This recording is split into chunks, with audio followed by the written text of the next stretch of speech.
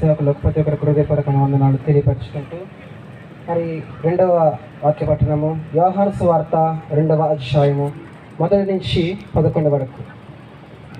3వ దినమున గలిలయలోని కానాను అను ఊరిలో ఒక వివాహము జరిగెను. యేసు తల్లి అక్కడ ఉండెను. యేసు ఆయన శిశువులను యోహానుకు పిలవబడేది. ద్రాక్షారసము అయిపోయినప్పుడు యేసు తల్లి వారికి ద్రాక్షారసము లేదని ఆయనతో చెప్పగా,